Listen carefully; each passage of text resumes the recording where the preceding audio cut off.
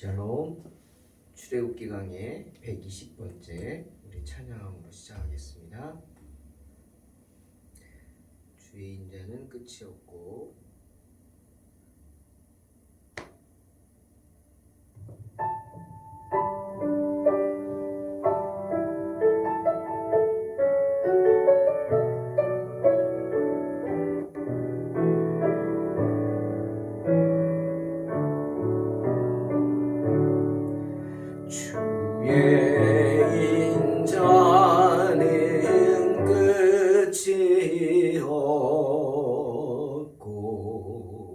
주의 자비는 무궁하며 아침마다 새롭고 늘 새로우니 주의 성실이 금이라. 성실하신 주님, 주의 인자는 끝이 없고 주의 자비는 무궁하며 아침마다 새롭고 늘 새로우니 주의 성실이 금이라. 성실하신 주님, 아침마다 새롭고 늘 새로우니 주의 성실이 금이라. 성실하신 주님, 아침에 나로 주의 인자한 말씀을 듣게 하소서. 내가 주를 의지합니다. 나의 다닐 길을 인도하소서. 내가 내 영혼을 주께, 내 영혼을 주께 드립니다.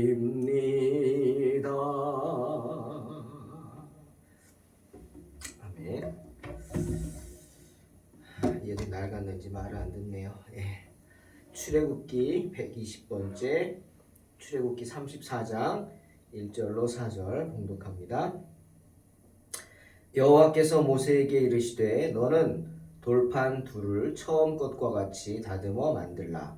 내가 깨뜨린 처음 판에 있던 말을 내가 그 판에 쓰리니 아침까지 준비하고 아침에 시내 산에 올라와 산 꼭대기에서 내게 보이되 아무도 너와 함께 오르지 말며 온 산에 아무도 나타나지 못하게 하고 양과 소도 산 앞에서 먹지 못하게 하라. 모세가 돌판 둘을 처음 것과 같이 깎아 만들고 아침에 일찍이 일어나 그 두 돌판을 손에 들고 여호와의 명령대로 시내 산에 올라가니. 아멘. 우리 한번 금송아지를 다시 한번 또 생각해 보는 시간입니다. 여러분, 금송아지가 무엇입니까? 우상이죠. 하지만 이스라엘 백성들은 적어도 그것을 우상이라고 생각하지 않은 것 같습니다. 출애굽기 32장 4절을 보면 모세가 하나님의 율법을 받으러 시내산에 올라가 내려오는 것이 더디었죠. 39, 39일쯤 됐습니다. 그것을 보고 백성들이 아론에게 몰려와가지고 우리를 인도하여, 우리를 위하여 우리를 인도할 신을 만들어내라고 합니다. 우리 지도자 모세는 지금 죽었는지 살았는지 모르겠다. 그러니 네가 우리를 위하여 우리를 인도할 신을 만들어내라. 닥달합니다.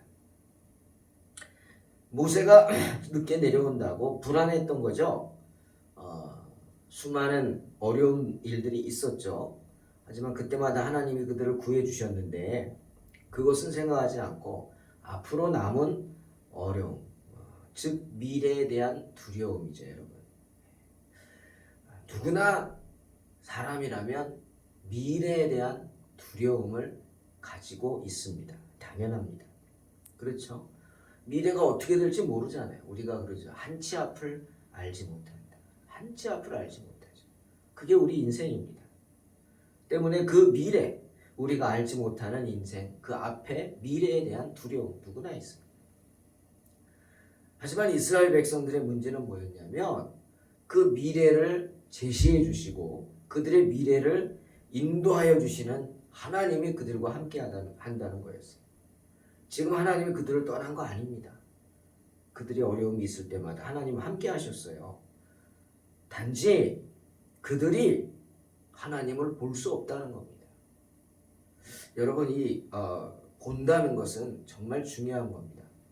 그리고 여러분이 본다는 것에 대한 의미를 아셔야 합니다. 본다, 그건 뭡니까? 내가 본다. 그것은 그 이미지를 내가 머릿속에 집어넣는다는 겁니다. 그렇죠? 자, 코끼리.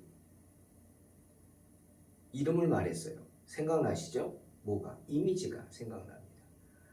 적어도 또 조그만 강아지를 보고 코끼리라고 하진 않죠. 즉 이름을 안다, 그리고 내가 본다는 것은 상대방에 대한 이미지를 내 머릿속에 넣겠다는 겁니다.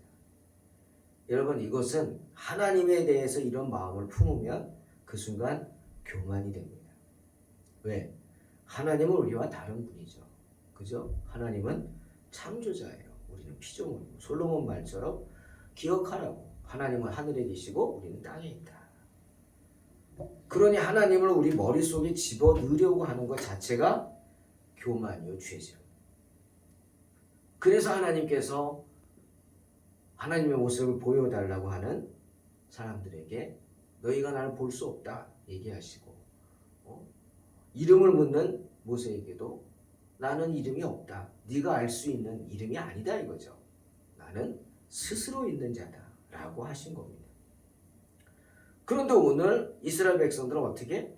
우리를 위하여 우리를 인도할 신을 만들어내라 이렇게 말하고 있어요. 이게 얼마나 큰 죄입니까, 여러분? 하나님을 우리 머릿속에 집어넣겠다는 겁니다. 그 말인즉슨 내가 하나님을 다스리겠다는 말 아닙니까? 그렇지 않아요? 교만입니다. 큰 죄입니다. 그 성화에 못 이긴 아론이 이스라엘 백성들에게 금고리를 가지고 오라고. 너희 귀에 있는 금고리를 가져와라. 그거 왜 그런지 얘기했죠? 우상의 심벌이죠. 너희들이 갖고 있는 갖가지 우상을 내가 하나로 만들겠다 이거예요. 너희들이 하나님이라고 믿는 그 우상들을 다 갖고 와. 내가 하나로 만들게 하고 만들어낸 게 뭐예요? 금송아지. 금으로 송아지를 만들어냈어요. 그러니까 금송아지. 녹여서 조각칼로 막 새겨서 금송아지를 만들었어요. 그러자 그것을 본 이스라엘 백성들이 뭐라고 했어요? 이스라엘아, 이는 너희를 애굽 땅에서 인도하여 낸 너희 신이다 라고 합니다. 즉 그들 입장에선 이스라엘 백성들에게 있어서 금송아지는 애굽에 있는 어떤 우상 중에 하나는 아니라는 말이에요. 자기들 입장에서. 그들에게 금송아지는 누구냐? 우리를 애굽 땅에서 인도하여 낸 우리 신이라고 합니다. 출애굽의 신, 즉 여호와라는 뜻이죠. 그 금송아지는 뭐예요? 그들에겐 여호와 하나님의 형상입니다. 하나님을 몰라서 다른 신을 섬겼다. 그러면 어떻게? 회개케 하고 아니다 알려주면 됩니다. 무지니까 알지 못함이니까 그것도 죄지만 그래도 그나마 낫지 않겠어요? 그런데 지금 이건 뭐냐면 송아지를 만들어 놓고 아무런 금으로 만들어도 그건 송아지 아니에요. 송아지를 만들어 놓고 그것을 하나님이라고 한 거예요. 여러분 송아지가 뭡니까? 송아지는 사람에게 이로움을 주는 가축입니다. 그죠? 우유도 짜서 먹고 또 송아지 가죽은 연하다고 해가지고 또 비싸게 팔리지 않습니까? 피혁 제품으로 그뿐입니까? 송아지 고기는 얼마나 맛있어요? 연하고. 그런데 그렇게 자기들의 필요에 따라서 죽이기도 하고 살리기도 하고 껍질을 벗기기도 하고 그런 송아지를 하나님이라고 하니까 하나님이 송아지라고 하니까 이게 얼마나 큰 죄냐라는 거죠. 전능하신 하나님을 하찮은 송아지 형상으로 만들었다. 죄죠. 하나님을 경외한다면 어떻게 그럴 수가 있겠느냐라는 말입니다. 적어도 하나님을 우습게 생각하니까 한낱 송아지 형상을 만들어 놓고 하나님이다 라고 하는 겁니다. 큰 죄악이죠. 그러니 이스라엘 자손이 금송아지를 만들고 금송아지에게 경배했다. 그 사실 하나만으로 하나님과 이스라엘 사이에 세워진 협약은 깨질 수밖에 없었습니다. 깨졌어요. 그 증거가 그들을 보호하던 구름기둥이 떠나버렸어요. 하지만 하나님이 누구십니까? 은혜로우시고 자비하신 분이죠. 하나님이 다시금 모세를 부르셔서 회막에서 다시금 협약을 하시고 다시금 먼저 하나님이 손을 내밀어 주셔서 화해 제스처를 하시며 화해가 이루어집니다. 때문에 이제 어떻게 다시 시작해 새롭게 리부팅이 되는 거예요. 다시금 시작하는 거예요. 전자제품이 고장나면 뭐라 그래요? 껐다가 키라 그러죠. 굉장히 중요한 얘기입니다. 껐다가 키라. 이게 리부팅입니다. 그러면 다시금 복잡하고 막 정신없이 여기저기 뭐 에러가 생겨서 여기 충돌 저기 충돌 회로도 그러거든요. 그것들이 껐다가 키면 정신을 차리고 다시 새롭게 돌아가는 걸 보게 됩니다. 지금 이스라엘 백성들은 리부팅 돼야 됐어요. 새롭게 태어나야 됩니다. 즉 새롭게 하나님과의 관계를 시작해야 했습니다. 그러기 위해서 제일 먼저 하나님이 요구하신 게 뭐예요? 모세에게 다시금 돌 깎아와라. 너 돌 깎아와라. 돌 깎아와. 내가 돌을 캐서 거기다가 써준 말씀 십계명을 가지고 가서 내 던졌지? 깨뜨렸지? 그 돌 깎아와. 그게 시작이다. 즉 계명을 다시금 알게 되는 것이 시작이다. 하나님의 율법을 아는 것이 나와의 관계의 시작이다. 여러분 중요한 얘기입니다. 우리가 하나님과의 어떤 관계를 맺으려면 어떻게? 율법을 알아야 돼요. 하나님이 말씀하시는 것을 알아야 돼요. 누군가를 사랑합니다. 그죠? 누군가 젊은 남녀가 만나서 사랑을 하기 시작합니다. 누굴 만났어요. 내가 저 사람에게 관심이 있고 저 사람을 정말 사랑합니다. 그럼 어떡합니까? 밥을 먹으러 갑니다. 우리 식사합시다. 식사 대접하겠습니다. 그럼 제일 먼저 뭐 할까요? 뭘 드시겠습니까? 라고 묻지 않습니까? 뭐 좋아하세요? 당연한 겁니다. 내가 좋아하는 걸 먹기보다는 상대방이 좋아하는 걸 먹어야죠. 누군가 저 좋다고 하면서 밥 대접하겠다고 식사 대접하겠다고 하면서 자 갑시다 추어탕 먹으러. 저는 기겁을 하고 안 갈 겁니다. 왜? 전 추어탕 안 먹거든요. 순댓국밥 먹으러 가자. 그것도 잘 안 먹거든요. 그겁니다. 아니 내가 좋아하는 거 먹으러 가야지. 중국집 가자. 저 좋아합니다. 중국 요리 좋아하니까. 그런 겁니다. 갈비 먹으러 가자. 좋습니다. 뭐 좋아하십니까? 물어봐야죠. 그겁니다. 관계를 새롭게 하고 그 사람과 좋은 관계를 맺으려면 그 사람이 좋아하는 것. 물론 내가 싫어하는데 그 사람만 좋아하는 거 먹으러 가면 안 되겠죠. 서로 좋아하지만 특별히 나는 별로지만 그 사람이 좋아하면 내가 가는 겁니다. 그렇잖아요. 저도 뭐 추어탕 안 먹지만 정말 내가 사랑하는 사람이 추어탕 먹고 싶다 그러면 갑니다. 가요. 왜? 추어탕집 가면 돈가스도 있거든요. 돈가스 먹으면 됩니다. 오늘도 동탄이 기독교연합회 조찬기도회하고 식사하러 갑니다. 근데 갑자기 목사님이 좋은 식사 대접했습니다. 순댓국밥집입니다. 목사님 저 다 좋아하지 않는 건데 거기 가냐고. 뭐 부목사가 했대요. 다른 건 없어요? 근데 잘 모르겠대요. 알았어요. 맛있게 드세요. 또 다음 스케줄이 있으니까 저는 그냥 가려고 했어요. 그랬더니 그 목사님 갑자기 막 오더니 막 목사님 다른 것도 있대. 다른 것도 있대. 가자고. 그래서 갔어요. 갔더니 다른 것도 있더라고요. 그래서 저는 육개장 먹었어요. 서로 관계를 회복하고 서로 호감이 있고 서로 사랑하는 사이고 좋아하는 사이면 서로를 생각해서 서로가 좋아하는 일을 합니다. 우리가 하나님과의 관계를 회복하기 위해서 이스라엘이 깨어진 관계를 다시 회복하기 위해선 어떻게? 하나님의 뜻을 알아야 했습니다. 예? 하나님이 더 높으신 분이니까 창조자니까 우리가 창조자의 뜻을 알아야죠. 그렇잖아요. 고장났으면 고쳐야죠. 어떻게 고쳐요? 만든 사람한테 가서 고쳐달라 그래야죠. 아니면 만든 사람이 쓴 수리한 책 그런 거 봐야 될 거 아닙니까? 그겁니다. 율법은 그런 것입니다. 왜 너네가 살면서 고장이 났느냐? 왜 삶이 어렵고 고통스럽느냐? 제대로 된 사용법으로 너희 자신을 사용하지 않았기 때문이다. 그 사용법이 뭐냐? 하나님의 말씀, 율법이죠. 때문에 하나님은 관계를 회복시키기 위해 제일 먼저 모세에게 너 가서 돌판 깎아와 라고 명령하신 겁니다. 내가 줬는데 네가 깨버렸잖아. 모세가 분을 참지 못해서 내던져 깨뜨려버린 그 돌판. 아마 그 순간 모세도 던져놓고는 당황했을 겁니다. 아이고 내가 왜 그랬을까.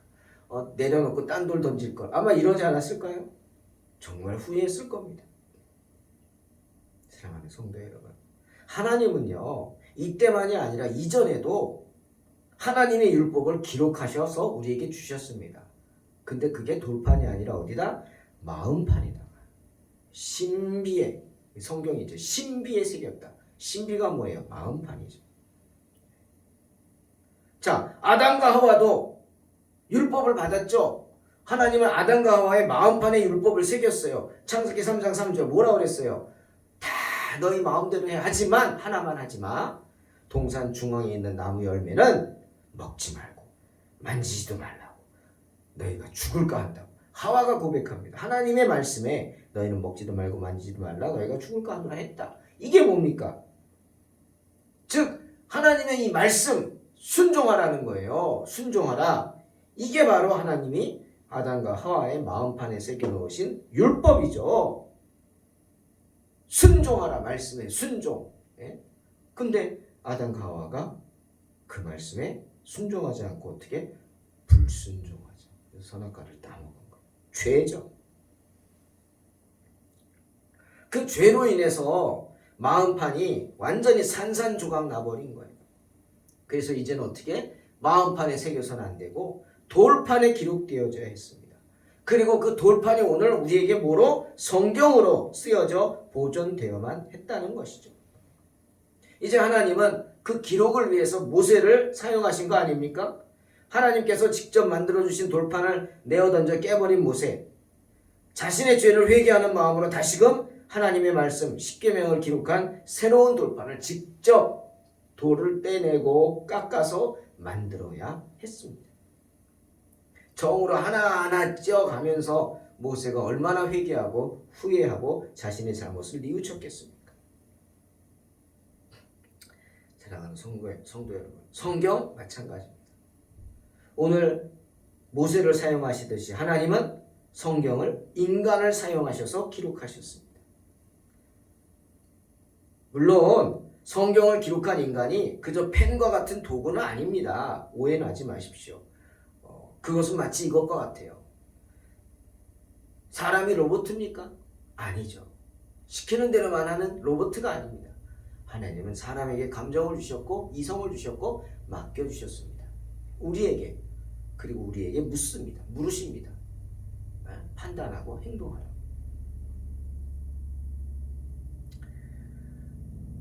하나님의 은혜를 체험한 사람들이 간증하지 않습니까?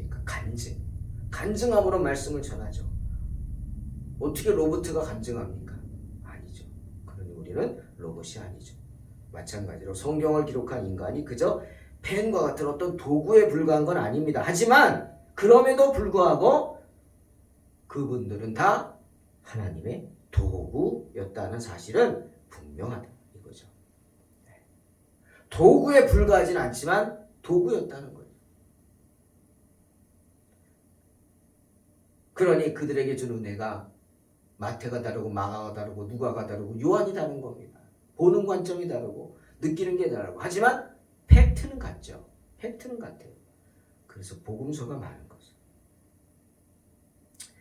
자, 하나님의 말씀인 성경, 비록 사람의 손을 거치기는 했지만 하나님께서 기록하신 하나님의 말씀인 것은 분명합니다. 모세가 바로 성경 기록의 첫 사람이었죠. 그래서 우리가 창세기, 출애굽기, 레위기, 민수기, 신명기는 누가 썼어요? 모세가 썼다. 그래서 모세오경이라고 하는 겁니다.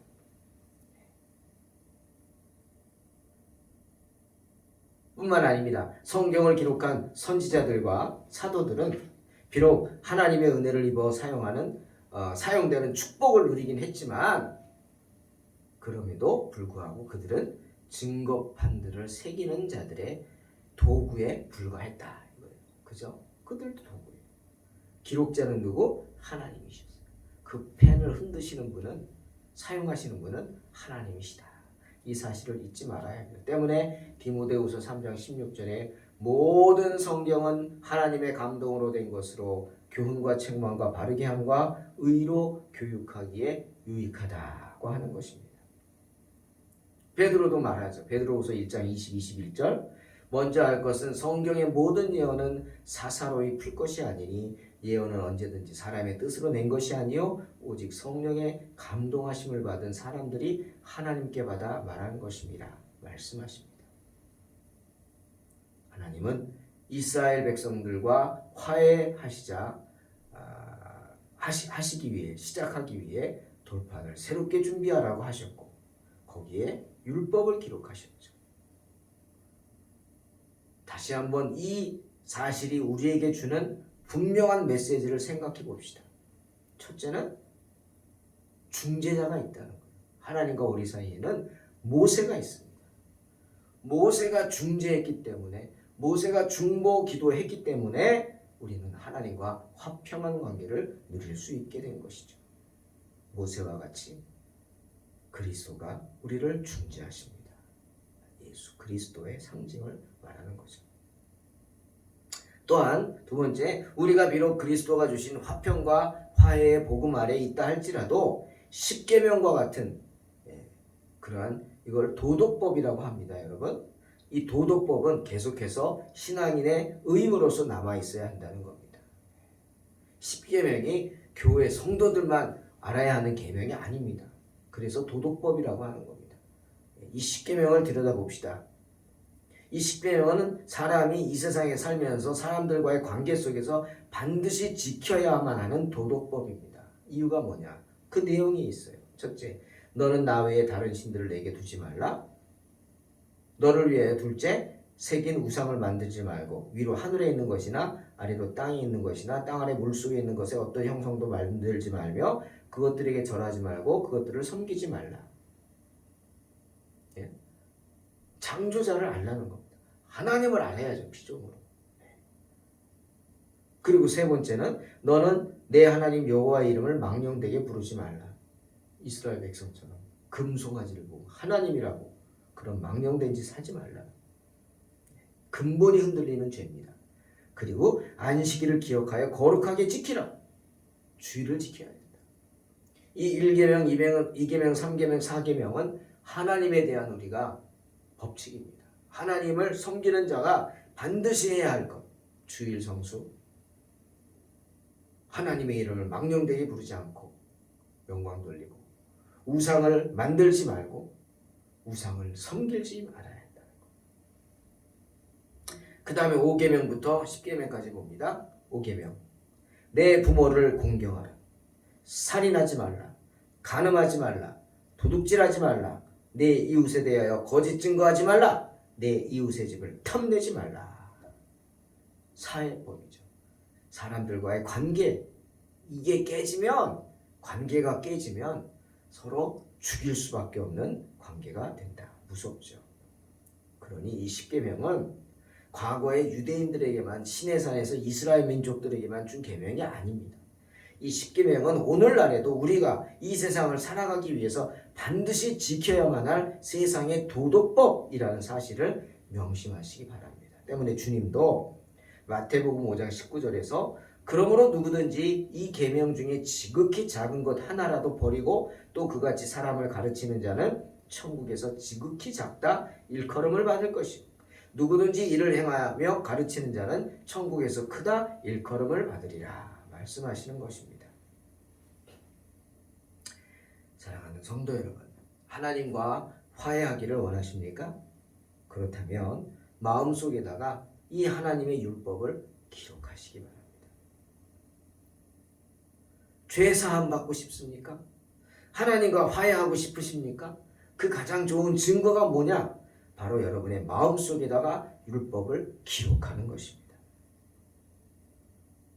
그리고 하나님이 우리 마음에 하나님의 율법을 기록해 주기를 바란다면 먼저 뭐부터 해야 돼요? 우리가 그 율법을 받아들일 수 있는 마음의 준비를 해야 합니다.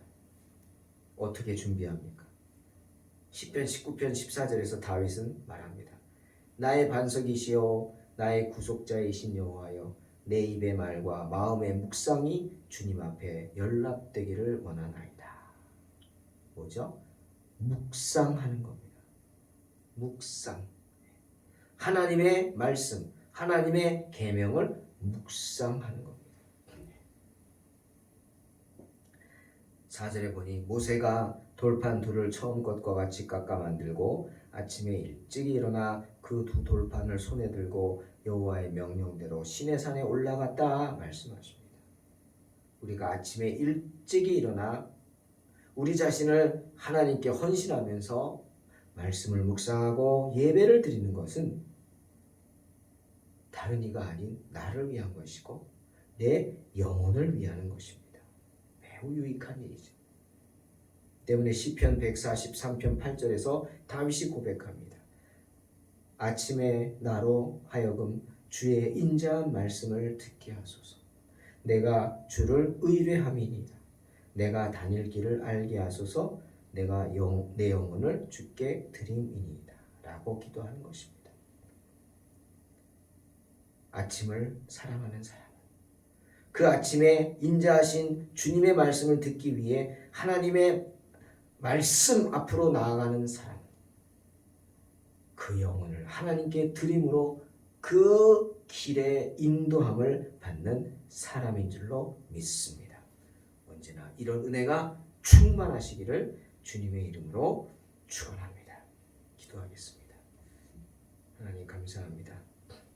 언제나 주님의 은혜가 충만하게 하시고 말씀에 바로 서는 복된 성도들이 되게 하여 주시옵고 아침을 사모하고 하나님의 말씀 계명을 내 마음에 새기는 성도들 되게 하여 주시옵소서. 예수님의 이름으로 기도하옵나이다. 아멘. 믿음으로 승리하시기 바랍니다. 될지 모르겠네.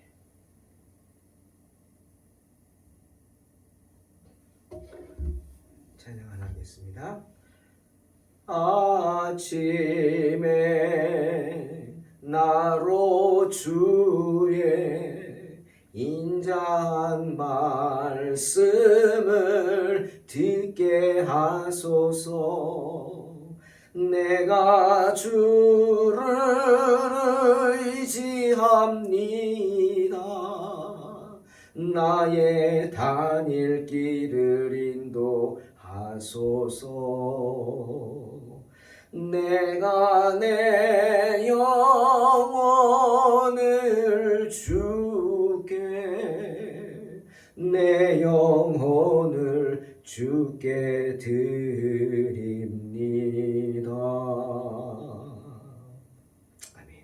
믿음으로 승리하시기 바랍니다.